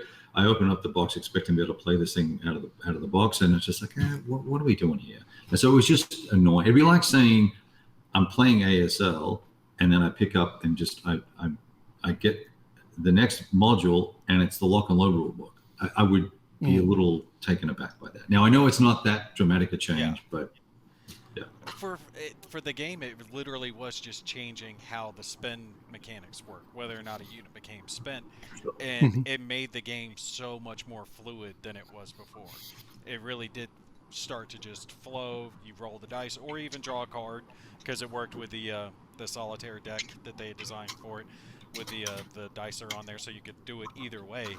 But it made the game just fly, and it gave, like I said, that huge amount of randomness that you really need to have a good solitaire experience, because otherwise, if you're just flat out playing for both sides, you naturally kind of lean towards one side, or Sure. you might make bad Sure. decisions, But it has a solitaire system, though, right? Yeah, Yes. yeah, it does, and it works well. I really like it. I think that they should do it for all of their Conflict of Hero games. The next one they release 10 years from now, I'm sure it'll be great.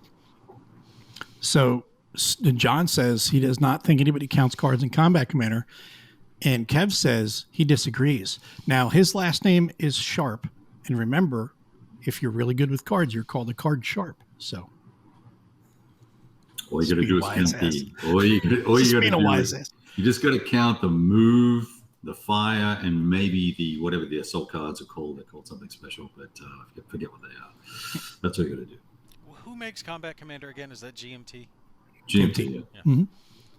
That's why I had Stigler says, that he brings a good point. A good game system has to evolve, and fans of the system need to keep up with the rule changes, or stagnate. And that's very true, unless you've got a system that is pretty rock solid from the beginning, and then just needs some tweaks and some adjustments.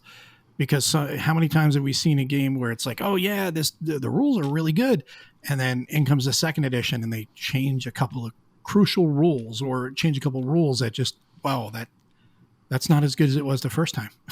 Because or worse, invalidate all the prior scenario play. Yes. Right.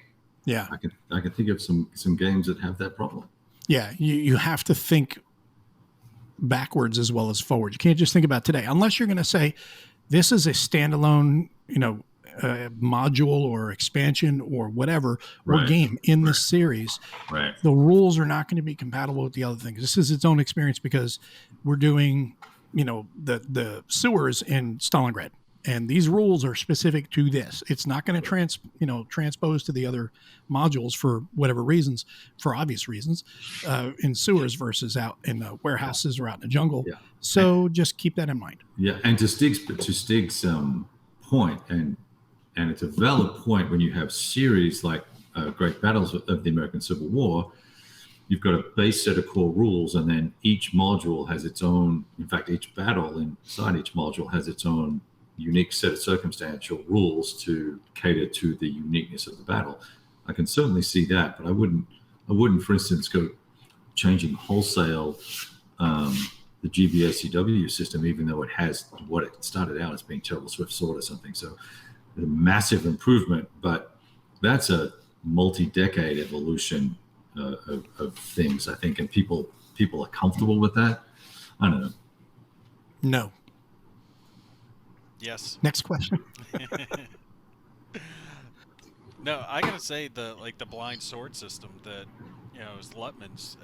It's done well. He's improved that over time, and I've really enjoyed it for Most Fearful Sacrifice, especially things like the cohesion rules, because you see how much of a difference it makes when you keep those brigades together and keep the cohesion up, because that's the big problem I've run into it, is trying to break the lines, because if they're next to each other, it's so hard to crack that cohesion, Yeah. And it should be. And that's what you want. You want that challenge, and you want that realism added in there without being hyper realistic. So, well, part of it too has been my bad dice rolls. I've switched out dice 3 times now, trying to find dice that won't roll low every time I perform an attack. Go through a dry spell. That was my experience with Combat Commander. The whole game was a dry spell. Yeah. Well, 2 games that I played. Yeah. You're dumping cards. I've played it a lot, and it's not a bad game, but when you play against someone who knows how to play well, they're basically counting cards. I had a guy telling me my percentage chance of a certain thing happening that he was going to do, And then he ended up, oh, well, by the way, I have that card, so you were just unlucky. I mean, because he was counting the cards, right? He knew what he was going to get. He knew what I had. Yeah. It's very frustrating. Well, you may not know exactly, but you have a good You've got indication of enough what they've got. indications to know. Yeah. And the thing is, I know a lot of people love Combat Commander. I think it's because it's really a very easy tactical game to pick up. Yep. And that's fine, and that's great.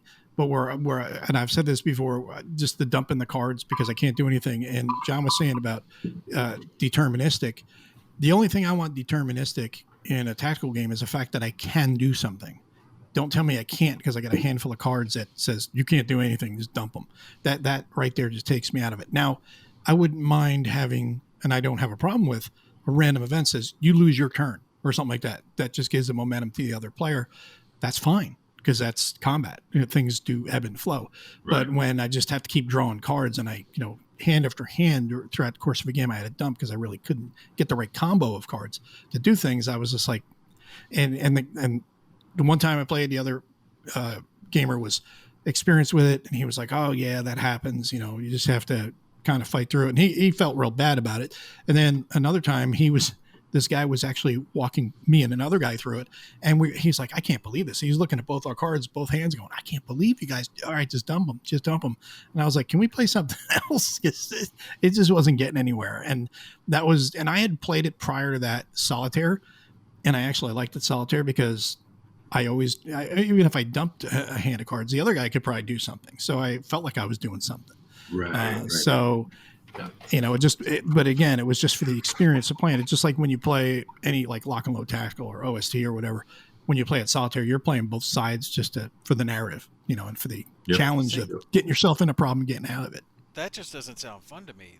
That just sounds like a bad experience, because I think back to like World of War 85 with the way it's card draw, chip pull type mechanic.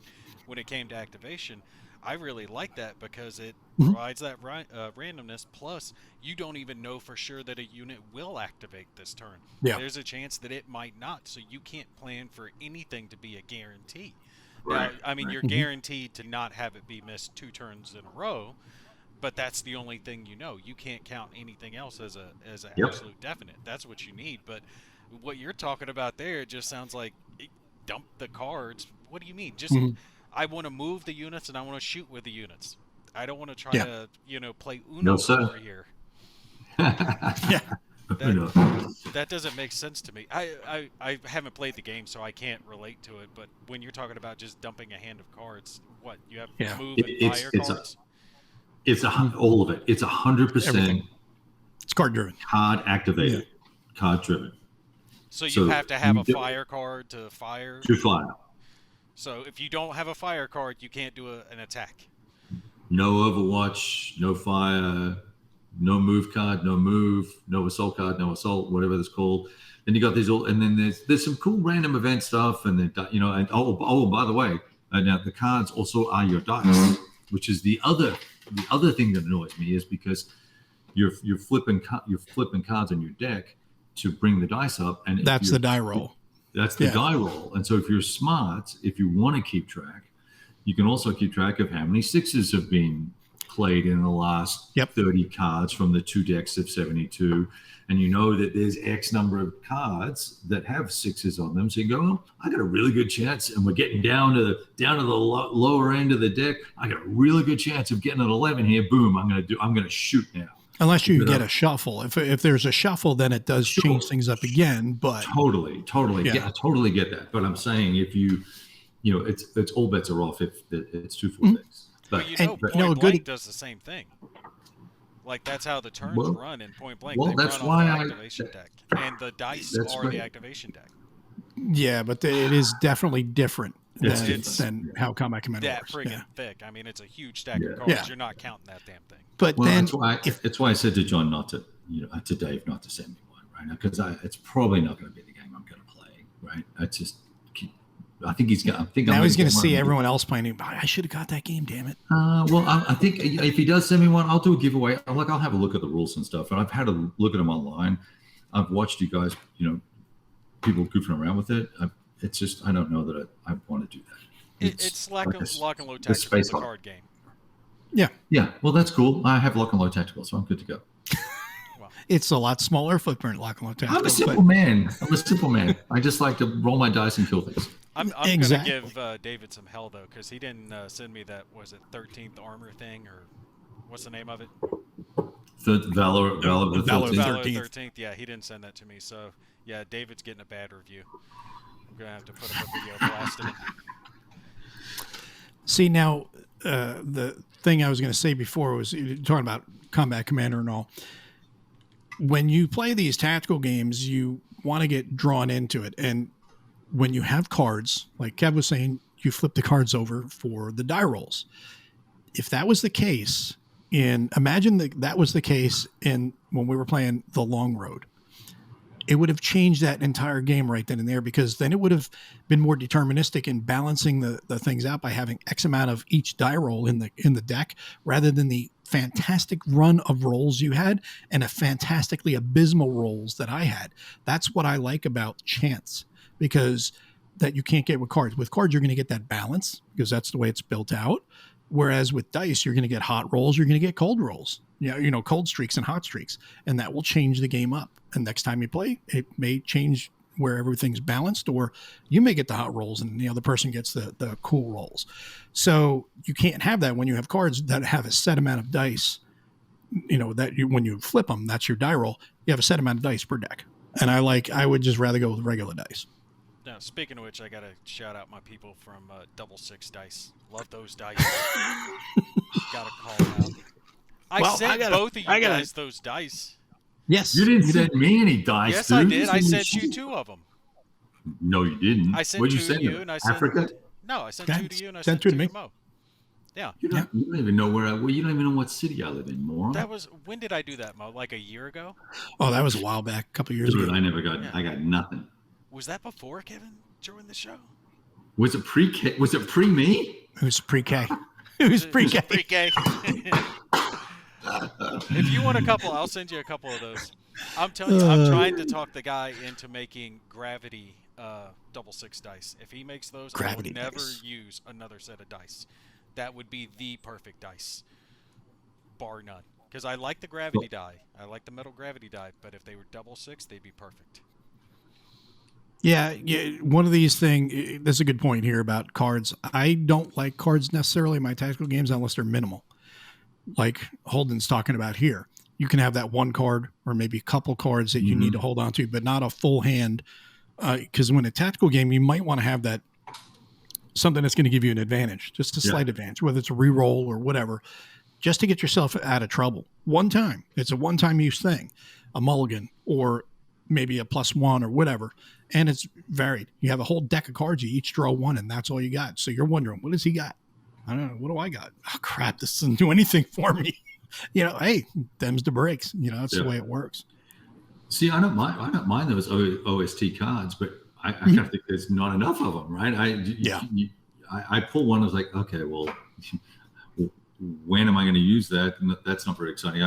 I often will just say, take one every other turn, or take one when you use it, pull another one, do something like that, because I think it does add some randomness to the game, because it's got that command point system that can be hugely variable, right? From 2 dice to 4 or more dice, and that's your action points and activities and stuff like that. That will be very interesting to see how that applies to the modern world, actually. But that's a cool way to build tension, randomness, and tension into the game. Yeah, it's what Ed said. He didn't like Warfighter because of that. Jesus, what a train wreck that game is. I thought it was fun for what it was. Jesus. It was fun. The modern one? No, the modern was kind of a train wreck, but the World War II one was pretty solid. Yeah, but I like the World War II one. You have to take. I mean, I did enjoy the modern one, but after you play it, it only has a certain amount of plays before it starts to wear thin. Right. That's one thing I've found with Warfighter. It's great, but it only has a certain amount of plays in it. At least for me, it had a certain amount of plays to where I'm like, I'm done. It gets a kind of an expansion overload that I think some games kind Yes. of fall into. Uh, When it becomes where I feel like I'm collecting Collectible like card game. Pokemon cards, Hmm. then you've gone a little far, you know? When you have 17, 18, 19, 20 expansions. No, they're in the 40s now. Yeah, but what I oh, mean, it's per game, crazy. it's nuts. It's You, just you see the guys trying to get rid of that stuff, and everyone's like, "Yeah, I'll give you $1." I mean, it's crazy, right? But I played that game one time when dude was coaching us. There was three of us, two of us or three of us playing. I think maybe three of us playing, and we all had a little guy or guys. We had a couple of guys each, I think. And so there were the stacks of cards in sleeves getting knocked over and shit going everywhere. There's ammo crates and weapons and this and that, and this is your damage stack and this is your other stack, and then finally we fired some bazooka or something and killed something that was sort of happening, and then we found an ammo cache right next to the actual enemy location that we're supposed to get to, and I was like, hang on, wait a sec, how did I find ammo when we're advancing to the lines to like capture the bridge or whatever? We've never been here before. And the guy goes, just suspend disbelief. Just take the ammo and shoot the tank. And we're all like, this is stupid. this is dumb. This is dumb. Give me 4 more beers, please. Now, the most fun I had with it was when I went the sci-fi route, the mystical route with it, and I did the Japanese zombies, the Nazi zombies, and had a bunch of World War II soldiers trying to fight their way through to take out the Nazi zombies. That was cool because it had like some spells, like the holy spells they got to have, and holy shit! Yeah, it just played They're it dead. That way. You don't have to worry about any realism, anything like that. No terrors. Yeah. Just zombies, dude. Having fun with it. That was the most fun I ever had with Warfighter. That way it was good. With Warfighter, yeah, I could see that being fun. Just like that is, to me, the best part, or at least it was the best part when I used to play it, of Call of Duty, was the zombie part when you're playing online with your friends. So much fun. You can just burn 2, 3, 4, 5 hours easy just playing Nazi zombies. It was so much fun. Yeah. Warfighter was actually one of the first games I ever got when I first got into wargaming, because there wasn't as much solitaire out there, many years ago. And once I tried that, I kind of liked it. But the first time I got a hex and counter game to the table, it was kind of like, okay, whole new world. I'm liking this. We're going this direction. But I still did like Warfighter. It was okay for what it was. I did too. I did too for what it was, and I found it surprisingly tactical and a lot of fun, and it's a great narrative generator. But like I said, after you play it a set amount of times, and everyone's level is going to be different, I just hit the wall on it, because I was just like, okay, I feel like every time I go to play, and this is the way I kind of feel about all of the leader games too, is I've got to wade through all of these cards. And I know some people love setting up their units and kitting them out and stuff like that. And I can understand the attraction with that. But when you got to pull out just your basics just to get loaded up, and then you got to pick your soldiers and your squads and all that stuff, you're spending in your points, and you're spending it all, and you're like, all right, let's go. And then you run into a couple of bad things. You're like, why did I do this to myself? It's the setup. It's the setup. When you open that big box and you look in, and possibilities. 400 cards. Possibilities. It's the OCD in us that goes, oh, I'm going to have to think about this forever. It's the OCD FOMO. I don't want to spend the time. Like, I'm much more likely to just pull out the base box and just play that, versus trying to open up the big box that has all the expansions in it, because you're looking at it and you're like, no, it's going to take me 3 hours to get all of this set to the table and actually play it. Like, but no. John, will we ever see that? No. It's been how many years? I won't see it. I know that. Yeah. No, I won't either. But are the zombies that are more or less politically correct just asking? They're zombies. They're dead. I don't know what that means. Do they have to be? Well, it really, everything now is attached to Nazi zombies because Call of Duty, and then there was that movie Dead Snow, which was kind of like comedic horror, and so it became a thing. and now everything is Nazi zombies. Not just zombies, but Nazi zombies to make them double worse. Well, yeah, It's like it's okay to shoot zombies and it's okay to shoot Nazis, so now you're double okay to shoot them. exactly. Me personally, I'm just like, the whole idea is you're setting up a situation where you have World War II and then something weird happens because of the attachment to the occult that was that happened with the Nazis and stuff. But there was also a comic series, and I really wish someone would have picked up on this and done a video game on it. 68 it was called. It was a short run comic, like two comics or something like that. It was like a graphic novel almost. And it was really cool because it was set in 1968, Vietnam. The zombies were starting to come up out of the jungle in Vietnam, and these guys were trying to fight and kill them. And the way it was done, it turns out, I think at the end of the story or something like that, this guy was writing home to his sister, Barbara. So it tied into Night of the Living Dead. So I was like, that was kind of cool how they did that. This guy is half a world away and he's fighting a war, and then these zombies show up. And then I think he was writing a letter to his sister, Barbara, and it was Barbara from Night of the Living Dead. I thought that was pretty cool. Nice little tie-in. 68 Jungle Jim. Is that Not 68. No, it was a comic. Let me see here. I have it somewhere. I just have it packed up. But which Night of the Living Dead? Are you talking about the black and white version or the original? The colored version? The original.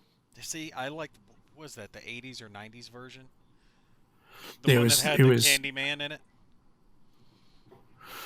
Oh, yeah. The remake with, what's her name? Patricia Tallman from Babylon 5.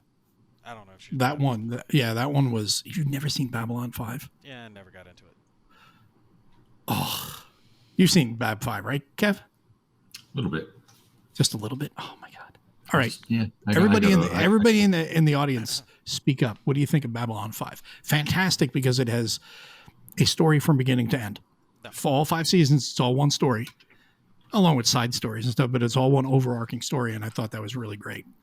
But I'm just saying the remake of Night of the Living Dead was the better one. Now, I don't like black and white. They did a really good job with it. And plus, I mean, the Candyman guy, I mean, it can't be beat. I mean, kicked ass in that movie. See, that's the thing. If you have to remember, when I saw Night of the Living Dead, when Kev saw Night of the Living Dead, we were younger. And we didn't have the new one yet. Those were the things that started it off. So that was the Genesis, was from Romero in the original one. And then it expanded from there. When he did Night of the Living Dead first, then he did Dawn of the Dead, and then Day of the Dead after that. And then what was the third one? There was Night, Dawn, Day, and then something else. Was it City of the Dead? It had, what's his name? John Leguizamo in it? Leguizamo was in it, yeah. Yeah. They were in a city, the last city, I remember that, but I can't remember what the damn name of it was. So here you go. We've gotten way off topic. We did. Did we have a topic? No. Well, we were talking about Nazi zombies, from Warfighter. Black and white combat, baby. So but yeah, is and Warfighter Fantasy actually going to release? Did they kickstart that? Didn't it fail? I think Warfighter Fantasy is a fantasy at this point. I mean, to be honest with you, I don't know if it'll ever happen. Well, it's been how many years? Right? I don't know if it ever did go to Kickstarter. Let's to the cloud. Let's go look. They've got I think stuff. I thought it did. They pulled it, didn't they? They had the files, I know, because they sent me the digital files back when Dan was still at Really? DVG. Yeah, because I did a video talking about it, kind of giving. Is Dan not at DVG anymore? Well, I thought Kevin was running things now. Well, he might be running it, but I mean, I would expect that Dan is still there. You see, I hadn't heard from him. There's a Warfighter Fantasy. Warfighter Fantasy.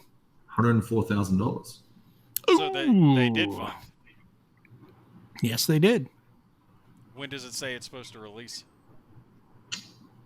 Well, we're gonna have to go down and see where the first update was, because I don't even know when it actually funded. August 22. Yes, Kabuki, you're right. Dawn of the Dead was actually September 29th, 2020 is when it funded. So it's in 23 minutes. So it funded in 23 minutes as of September 29th, 2020. So we are 2 years in. As of August 2nd, it's still not done. Yep. No shit. They Which had means it everything hasn't. ready. The cards just need to be printed. No, that's not what we're seeing here. It says game mechanisms are being hammered down into a finely sharpened alloy of cardboard and iron. The rules are done. It's Warfighter. It's supposed to be interchangeable with the current Warfighter, right? So the rules can't have differed that much. You're supposed to be able to have modern mixed in with World War II, mixed in with the fantasy stuff, the future stuff with the mechs they had, and then fantasy. They all should have relatively similar mechanics. I appreciate your opinion, Gimpy, but you're wrong. Just according to this is the 2nd of August. Is like we're still dicking with the rules. In fact, there's a copy of the rules online that we can see here. Was that exactly their update? Well, I'm paraphrasing, but it says the game, ish. So there you go. So I think there might be some change. But here's a link to everybody. They can all look at the rules. I'll copy that link and post it up in the chat. And you can go look at it and see if it's the same.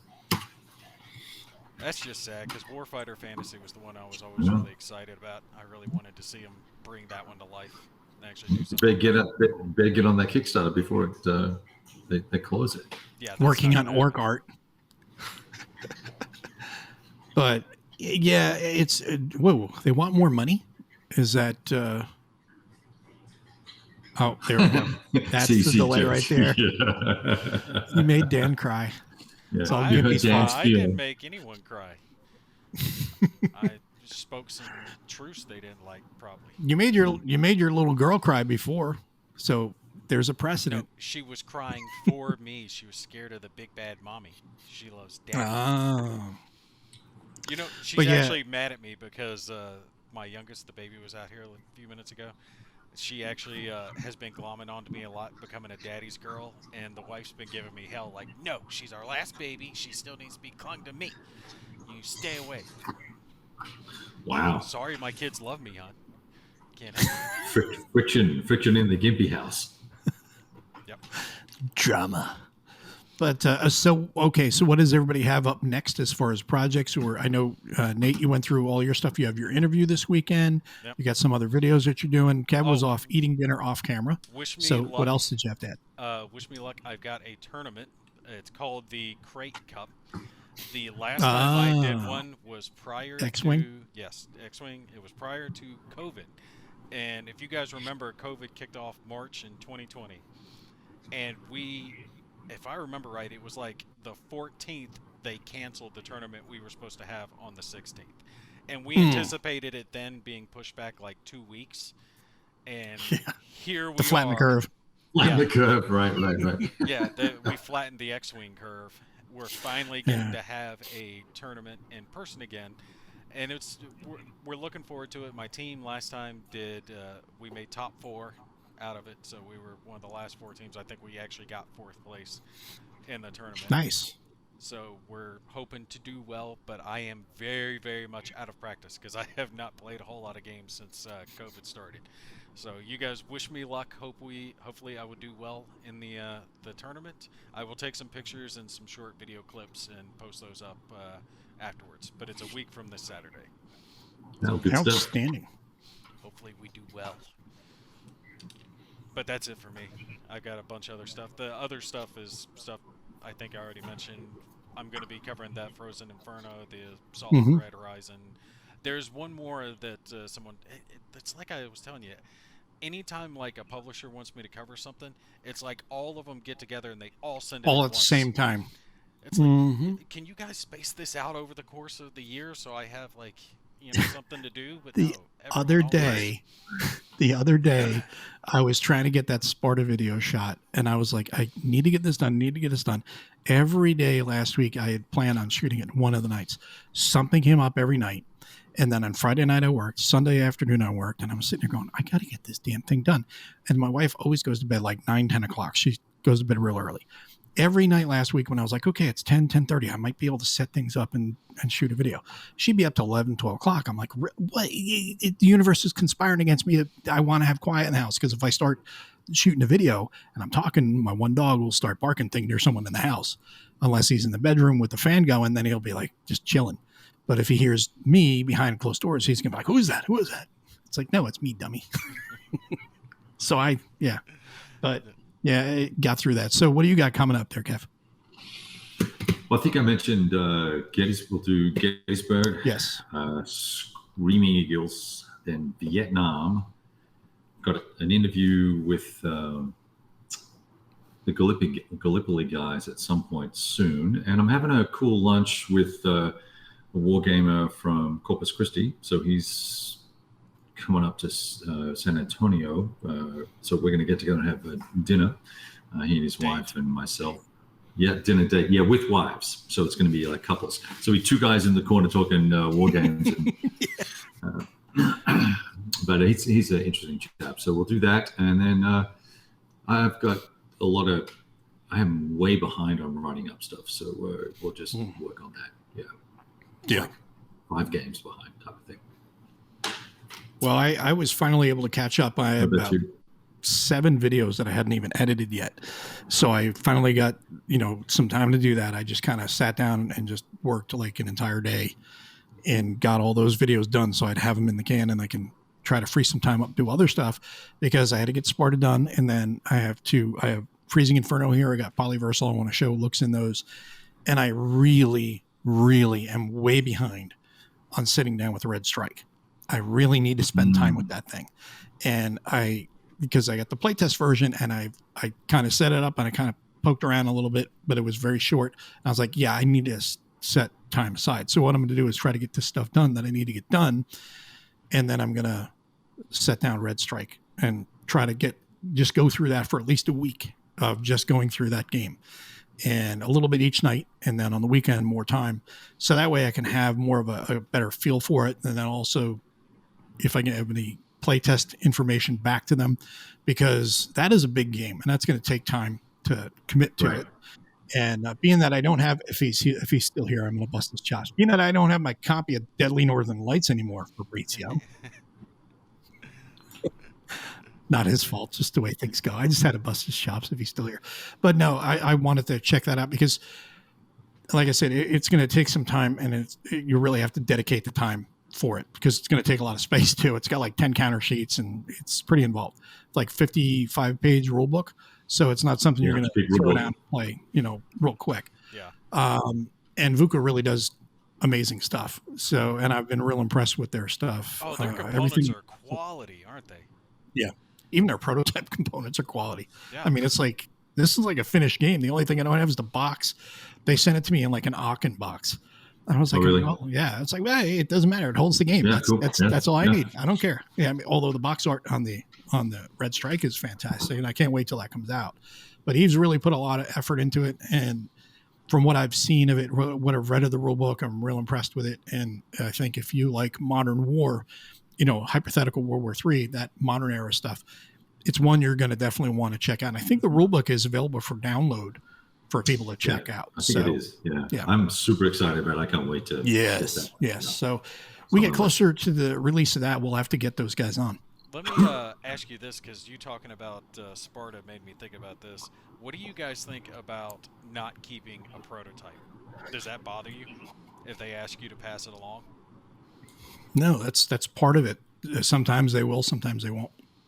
See, like, I don't personally care, like the Sparta version, he asked me to pass it along, he covered the shipping for it and everything. And I'm fine with it because I understand that the prototypes are expensive. Yes. They're not retail copies. They cost a lot to get those made. So I've never had a problem with it.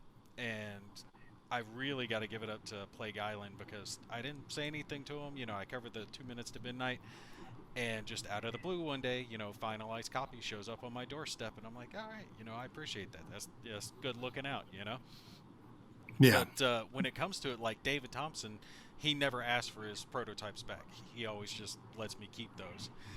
And I always kind of happy about it because his prototypes are so close to the finalized version that it's almost like having 2 copies. So a lot of times I end up doing a giveaway and send someone the prototype. That's what I ended up doing with Resist, but that was a deck of cards, so it was real easy to have a giveaway. So I don't know. I just didn't know if you Well, cared or not about it. no, I mean it's their prototype, and if they want me to send it on, that's fine. If not, then that's fine too. Now I can tell you, with the most fearful sacrifice, when I got that prototype, and that was on a very short turnaround. The clock on that was really, really tight. Mark just contacted me and says, "Hey man, can you do a video on this, a preview of this?" And I'm like, "Okay, when's Kickstarter? No problem." He's like, 2 weeks. Okay. Do you have the game yet? It's coming. I was like, okay, so we're on a 14-day clock already, and he doesn't even have the game yet, and it's going to get to me. So by the time I get it, it's going to be like 10, 12 days before the Kickstarter or so. Now I got to shoot video, I got to edit video, the whole 9 yards. And I mean, I could have you could have just shot a video and said, "Oh yeah, here's the game," and threw the video out. But that's not me. I don't do that. So it took more time. But I sent that off after it was done, and that was like $300.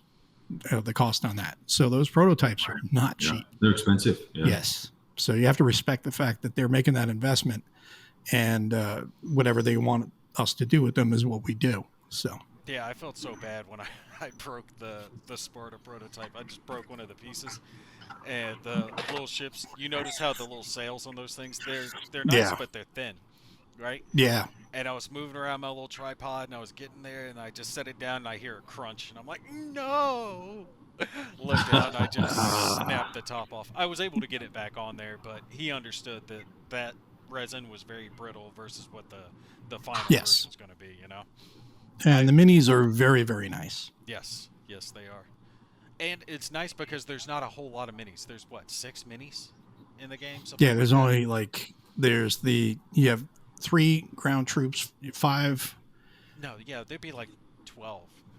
There's I think 10. They're actually adding more, I think, in the Kickstarter, like 15 or something like that. So it's not an important part of the game as far as like you can do without them, but it looks so much nicer with them on the table. And and it's not a dudes on a map game where you're like, okay, I got my 3 guys, you got your 5, okay, you win. And no, it's not like that. They're there for ease of seeing where your troops are and stuff. And I think it does add to the presentation quite a bit, but the game itself doesn't need it. It's fun and fine on its own. It's like having a standee versus a miniature. They'll both work the same, Yeah. but the miniature's going to look better on the table. I will always take a miniature over a standee. Always. Yeah. So, yeah, they're nice. If you can do the deluxe version on the game, I would, because they do make it easier to see where you're sieging here or you've got an army attacking over here, especially the ships, all that stuff. It makes it easier to see it. Hey, John, I noticed that you were talking about Polyversal. You got a copy of Polyversal, and you said that you have counters, no miniatures. Polyversal is a miniatures game system, 6mm miniature game system. It does come with counters, and those for the different statuses of your units. That's why you also have those hexes, those giant hexes, the battle group tiles, the combatant tiles. It's a miniatures game. So if you didn't get the miniatures, then all you did was buy the core set without miniatures. The rule set, meaning you probably had miniatures of your own that you're going to use to proxy. I'll tell you what, Just I think so you know. Drop Zone Commander miniatures would probably work well with that game. Should be They're- close enough size. They're like, I think 10 or 15, something like that. They're a little bit bigger because I have one of the Drop Zone, because I bought this intentionally for Polyversal. I bought one of the starter walkers. sets? No, I just bought like two packs of walkers. So I got 4 of them, the mechs, and I got them on clearance. I forget where. They were Drop Zone Commander miniatures, because in Polyversal, they will be super heavies because they're going to be bigger than the other regular miniatures. So I was like, yeah, sure. I'll add in a couple extras for a couple bucks, and then I'll just create the combatant tile for it. Okay. I was thinking it was a little bit bigger scale than that. Yep. You didn't buy the minis, but you can still buy them if you want them. But so that's it. And I've got Polyversal, and like I said, the Freezing Inferno, and then got to sit with Red Strike. Not Donnerschlag. Yeah, no, Donnerschlag. I still have that too. I got to shoot a video on. I have not shot that video. I have it. I got it from Stuka Joe, and I've not shot a video on it yet, and need to catch up on that. You mean I've got 2 minutes to midnight coming in. Enemy action Ardennes Light. You mean Combat Commander East Front? Sorry, what were you And saying, then- Kev? No, I was just saying that I've got 2 minutes to midnight that I need to get under the table. That's one, and I've also got that 1940 Nuck Paris, which I made a start on, but I need to revisit.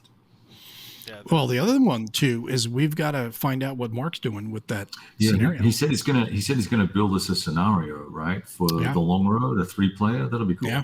just try to give me a heads up so I can take a little time to sit down with it before we. Oh yeah. Kick that off. No, you'll be fine. Trust me. We won't gang up on you. Yeah. Well, Mark will probably be doing like he does. He'll want to join us, drink some beer, and then explain the game as we go, like he did with Kev and I. So it keeps him involved, and he'll be doing like running commentary and explaining the game and the design process and all that other stuff that he was having fun with while we, while Kev smacks the living shit out of me from like halfway across the map. 3/4 of the way across the map. It was really good to be me that night. It was good. It was fun though. I mean, it was even, a game is good even when you're getting your ass kicked, and it's also the people that you're with. When you're getting your ass kicked, you're still laughing and having a good time. Right. That's what gaming is all about right there. That's what you go for. If you're there to win, get the wrong attitude. So, but so that's pretty much it for tonight. We do appreciate everybody joining us, and we will listen for your comments. I want to hear some comments. Put some down below in the video down below. Things that you'd like to see us cover in upcoming videos, because we want to make sure you're getting your interests covered as well. Not just things we come up with and all and what we talk about during the show, but throw some stuff in there. What you want to see in some future shows, games covered, designers, publishers, whoever, and topics. And we'll work on getting those covered for you guys. Any last words? That sounded so final. I wish they would make pot legal, since I can't drink with you guys. That would be a nice boon for me, but I don't see that one happening anytime soon. Yeah. On that note, have a good night, everybody. We will see you on the next one, and listen for when we're going to announce that game we're just talking about, where we played a long road, all three of us with Mark Walker. We'll post that up on the channel, and we'll get a live play here soon. You guys will get to enjoy that. Have a great night, everybody. We'll see you next time. Y'all take care.